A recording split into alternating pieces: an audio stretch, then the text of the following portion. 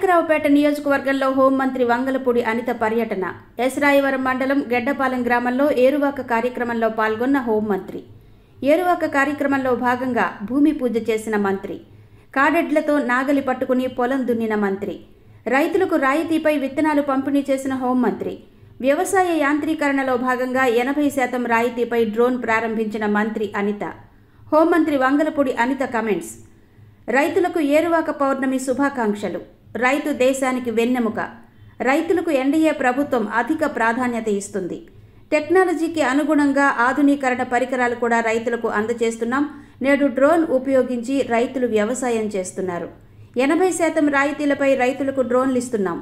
పాడి పంటలతో రాష్ట్రం సుభిక్షంగా ఉండాలని కోరుతున్నాను. రాష్ట్రంలోని రైతులందరికీ కూడా ఏరువాక పౌర్ణమి శుభాకాంక్షలు తెలియజేసుకుంటూ, ప్రతి ఏరువాక కూడా జ్యేష్ఠ మాసంలో వచ్చే పౌర్ణమి రోజు ప్రతి వ్యవసాయదారుడు కూడా ఆ భూమికి పూజ చేసి, ఎద్దులకి పూజ చేసి ఈ రోజు నుంచి వ్యవసాయ పనులు స్టార్ట్ చేయటం అనేది సాంప్రదాయంగా వస్తున్న ఆచారం. దానిలో భాగంగానే ఈ రోజు గవర్నమెంట్ కూడా ఏరువాక కార్యక్రమాన్ని అఫీషియల్ గా తీసుకుని ఈ పౌర్ణమి రోజు, జ్యేష్ఠ మాసంలో వచ్చే పౌర్ణమి రోజు ఈ రోజు ఏరువాక కార్యక్రమాన్ని చేపట్టమని రైతులందరికీ కూడా సూచనలు ఇవ్వటం. దానిలో భాగంగా ఈ రోజు రైతులు దేశానికి వెన్నుముక.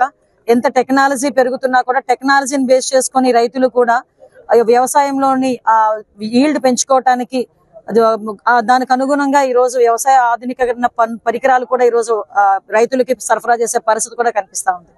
ఈ రోజు దానిలో ప్రత్యేకంగానే ఇక్కడ మనకి గెడ్డపాలెంలోని ఈ పొలంలో ఈ రోజు భూమి పూజ చేసి ఏరువాక అంటే ఎద్దులతో సంబంధించి దుక్కి దున్నే కార్యక్రమం కాబట్టి ఈ రోజు ఎద్దులకి పూజ చేసి ఈ కార్యక్రమాన్ని ఇక్కడ చాలా లాంఛనంగా ప్రారంభించుకోవడం అయింది. చాలా ఆనందంగా ఉంది.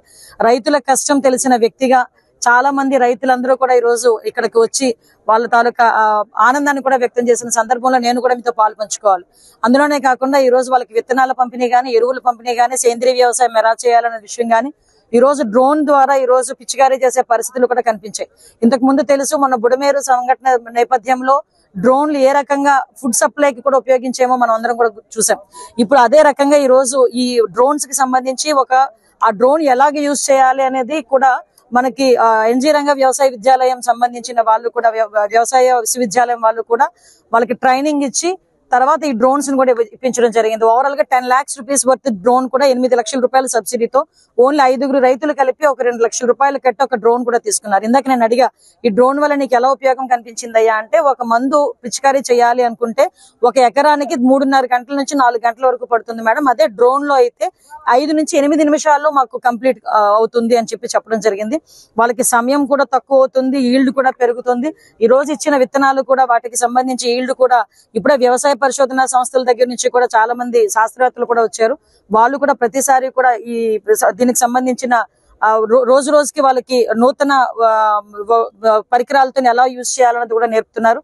అట్ ద సేమ్ టైం అన్నదాత సుఖీభవకి కూడా ఇప్పుడు అర్హులు సుమారుగా 42,000 మంది ఉన్నారు.